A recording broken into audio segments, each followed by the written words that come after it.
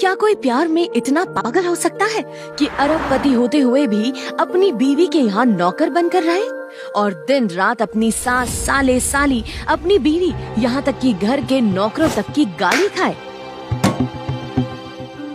जबकि वो उस पूरे परिवार को 1 सेकंड में खरीद सकता था। तो उसकी क्या मजबूरी थी इन सब के पीछे?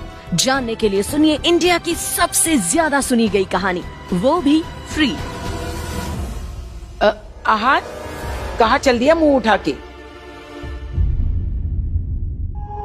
आहान, इधर आओ। मेरी सहेली की सैंडल टूट गई है, जाके पहले इसे बाजार से जुड़वा के आ। यामिनी, ये कितना हैंडसम लड़का तुम्हारा नौकर है? नौकर नहीं, ये मेरा दामाद है, लेकिन घर जमाई बन के हमारे ही घर पड़ा रहता है। अपनी सहेलियों के साथ रमी खेल रही यामिनी ने जब ये कहा तो उसकी सारी सहेलियां जोर जोर से हंसने लगी और इतने लोगों के सामने हुई अपनी ही सास से अपनी बेइज्जती सुन आहान की आंखें शर्म से नीचे हो गई। इस घर में सिर्फ उसकी सास ही नहीं, हर कोई उसका ऐसे ही मजाक उड़ाता था। उसके साले, साली। बाइक खराब हो गई, नई बाइक के लिए पैसे दूं? आहान जीजू। यहाँ तक कि उसकी पत्नी शनाया भी। और तो और घर के नौकर भी उसके साथ नौकरों जैसा व्यवहार करते थे। बस एक शख्स था जो आहान की सच्चाई जानता था और वो था इस घर में काम करने वाला रमेश। बाहर वालों के सामने आहान की ऐसी बेइज्जती होते देख वो दुखी होकर मन ही मन बोला, ये लोग शायद जानते भी नहीं कि ये लोग जिसका मजाक बना रहे हैं, अगर उस आहान की सच्चाई उन्हें पता चल गई तो यही लोग उसके पैरों में गिर जाएंगे।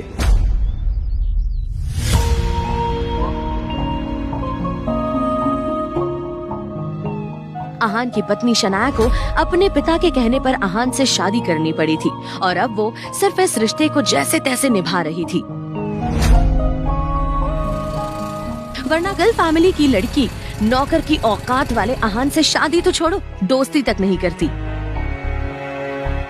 वही आहान सच में अपनी पत्नी शनाया से प्यार करता था, तभी तो इतनी जिल्लतों के बाद भी इस घर में टिका हुआ था।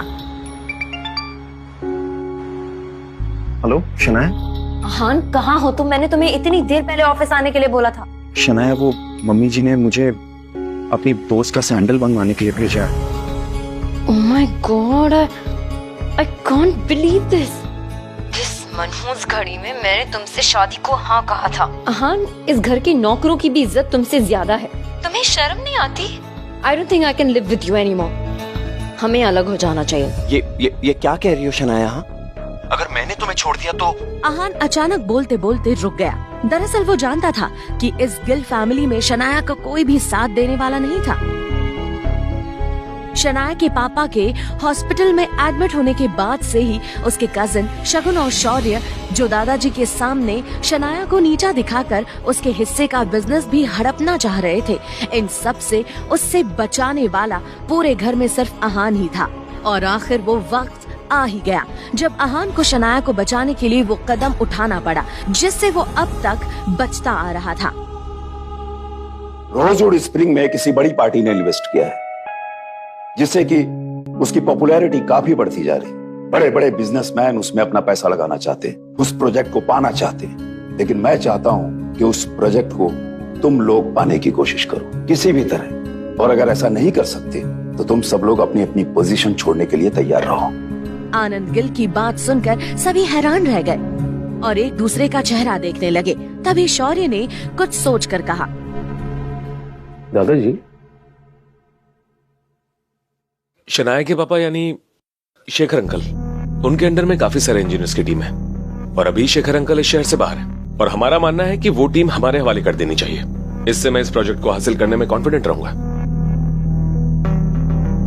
कई लोगों की सहमति देखकर आनंद गिल ने वो टीम शौर्य के हवाले कर दी। कॉन्ग्रेचुलेशंस। थैंक यू दादाजी। आनंद गिल ने सबको अपनी पोजीशन छोड़ने की जो धमकी दी थी उसका असर सीधा शौर्य पर पड़ा था। शौर्य सोच रहा था कि क्यों ना वो डील हासिल करके अपने दादाजी का विश्वास और जीत ले और शनाया को कंपनी से बाहर कर दे।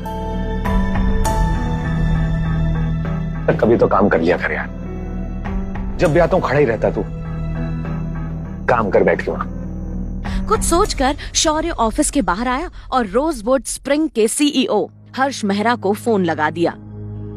सर, मैं गिल कंस्ट्रक्शन से शौर्य बात कर रहा हूं। आपकी कंपनी में बिल्डर के तौर पे काम करने के लिए मैं आपका प्रोजेक्ट हासिल करना चाहता हूं। कौन है तू? और इस तरह से फोन पे प्रोजेक्ट? मतलब दिमाग से पैदल है क्या? समझता क्या है अपने आप को? एक काम कर, कल मेरे ऑफिस आ जाना। वहां बाकायदा प्रेस कॉन्फ्रेंस का इंतजाम कर रखा है मैंने। कल वहां तेरी और तेरी कंपनी की इज्जत मिट्टी में ना मिलाई ना तो कहना। अरे सर, मेरी बात तो सुनिए। याद रख, कल के बाद तू कभी फोन पे डील करने की सोचेगा भी नहीं, समझा? इडियट। हेलो, अरे सर मेरी बात तो सुन। हेलो। ओ यार, ये क्या कर दिया यार? अभी कल कैसे जाऊंगा मैं वहां? प्रोजेक्ट तो दूर की बात, ये तो इज्जत नीलाम करने पे तुला हुआ है क्या? इतना क्यों घबरा रहे हो भाई? शनाया है ना कंपनी का नाम रोशन करने के लिए। शगुन की बात का मतलब समझकर शौर्य के चेहरे पर एक मुस्कान आ गई। वो जल्दी से आनंद गिल के केबिन में पहुंचा। दादाजी। क्या बात है शौर्य? दादाजी, मैं कह रहा था कि शनाया कितनी मेहनत करती है कंपनी के लिए, कितना कुछ सोचती है। तुम कहना क्या चाहते हो? साफ साफ कहो। मैं चाह रहा था कि जो रोजवुड स्प्रिंग वाला प्रोजेक्ट है, इसे पाने के लिए शनाया कोशिश करे। वो इसलिए क्योंकि मुझे ऐसा लगता है कि अगर ये कोशिश करेगी तो ये प्रोजेक्ट हमें आसानी से मिल जाएगा और कंपनी का तो फायदा ही फायदा है। शौर्य की बात सुनकर आनंद और शनाया सोच में पड़ गए। शनाया ये समझ नहीं पा रही थी कि शौर्य के अंदर अचानक ही उसके लिए इतनी हमदर्दी कैसे आ गई। ठीक है शौर्य, तुम जाओ। ये डील शनाया ही क्रैक करेगी। All the best Shanaya. Thank you दादाजी। क्यों? कल प्रेस कॉन्फ्रेंस में शनाया की वजह से गिल कंस्ट्रक्शन बदनाम हो जाएगा और फिर हमेशा हमेशा के लिए शनाया इस कंपनी से आउट। मजा आए। अगले दिन शौर्य और शगुन एक कार में शनाया को लेकर खुद हर्ष मेहरा के हेड ऑफिस पहुंच चुके थे। जैसे ही शनाया अंदर पहुंची तो उसने देखा कि बड़ी बड़ी कंपनी के लोग वहां बैठे हुए थे। अब शनाया को समझ आ रहा था कि कुछ तो गेम खेला है शौर्य ने।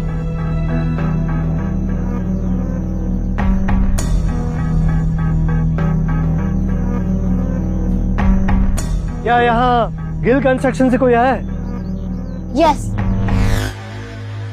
मैं Shanaya Gill. I am here to represent Gill constructions. आप मेरे बगल में आके बैठ जाइए। शुरुआत